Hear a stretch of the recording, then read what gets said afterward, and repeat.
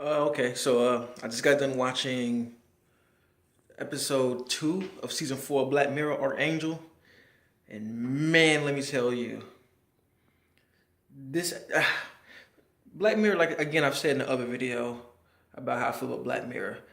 They take this concept of technology running life and they twist it, and the way they do these things are exactly why I'm not so gung ho about everything being technology. I'm like Will Smith's character in iRobot. I like to do things old fashioned. I do like technology, but too much of it can mess your life up. And Archangel is a perfect example.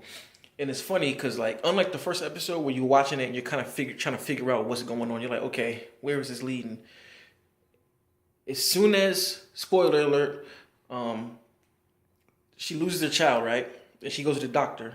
And as soon as I see them pull a laptop out and they stick something in her neck and they're like going through on a laptop, I'm like, I know exactly what this is. This is like a tracker um, to keep control and keep up with your child. And as soon as they did that, I was like, oh, okay. I know this is going to lead to a bad area. And it's crazy because it started from a good place, but then it just turned twisted. Like, she started doing parental controls when she was a little baby. Then she took it off. And then she said that she's never going to use it again. And then the daughter gets older and older and older. And what does she do? She uses it again because it's convenient to try and control your child. And she ends up looking at her, and you know the saying, don't look for something unless you're ready to find something. So she found stuff that she didn't like, and she kept trying to control her, and it ended up, at the end of the day, it ended up leading to her daughter almost killing the mom, and then she left her. And that's that's overprotective parenting in the nutshell.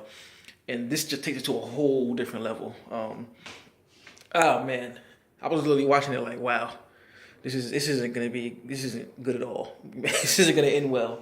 And uh this was a good episode. Like, I was just literally watching it like, really? Really? Really?